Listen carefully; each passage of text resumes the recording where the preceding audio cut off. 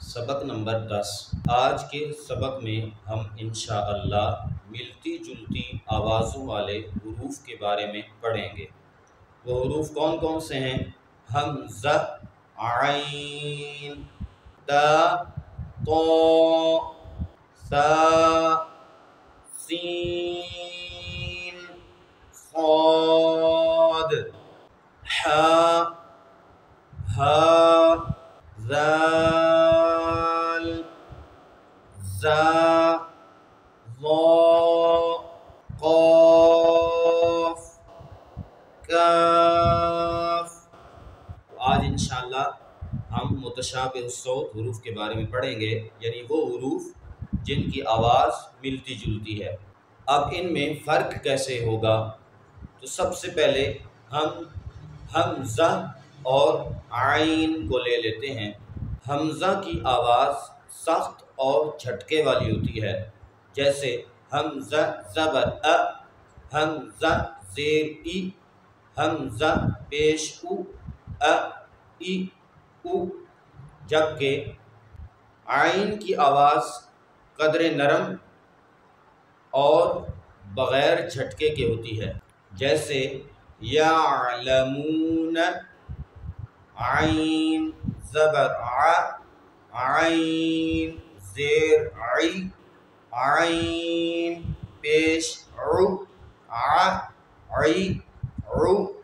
تو حمزہ کی آواز جھٹکے والی تھی اور سخت تھی، عین کی آواز قدر نرم اور بغیر جھٹکے والی ہے۔ آگے ہے تا اور طا۔ تا کی آواز باریک اور بغیر جھٹکے والی ہوتی ہے، جیسے تا زبر تا، تا زیر تی، تا پیش تو، تا تی تو، تراک، تراک۔ تو تا کی آواز باریک اور بغیر جھٹکے والی ہوتی ہے، اور طا کی آواز موٹی اور جھٹکے والی ہوتی ہے، جیسے طا زبر طا، طا زیر طی، طا پیش تو، طا طی تو، طعام، طعام۔ تو طا کی آواز موٹی اور جھٹکے والی ہوتی ہے۔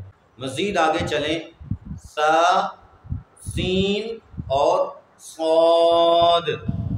سا کی آواز باریک اور نرم ہوتی ہے، سین کی آواز باریک اور سیٹی والی ہوتی ہے، اور صاد، صاد کی آواز موٹی اور سیٹی والی ہوتی ہے، جیسے نصارى، نصارى۔ آگے ہے ہا اور ہا۔ ہا کی آواز درمیانے حلق سے رگڑ کھا کر نکلتی ہے، جیسے حاکم، اور ہا، ہا کی آواز ہائے کی ہا کی طرح ہوتی ہے، جیسے ہاجر، ہاجر۔ مزید آگے چلیں، ذال، ذا اور ظا۔ ذال کی آواز باریک اور نرم ہوتی ہے، جیسے ذکر، ذکر، اور ذا کی آواز باریک اور سیٹی والی ہوتی ہے۔ آگے ہے ظا، ظا کی آواز موٹی اور نرم ہوتی ہے، جیسے ظلم، ظلم۔ مزید آگے چلیں، قاف اور کاف۔ قاف کی آواز موٹی اور جھٹکے والی ہوتی ہے، جیسے اقترب، خلق۔ اور کاف کی آواز باریک اور بغیر جھٹکے والی ہوتی ہے، کاف کی آواز باریک اور بغیر جھٹکے والی ہوتی ہے، جیسے کفر، کفر۔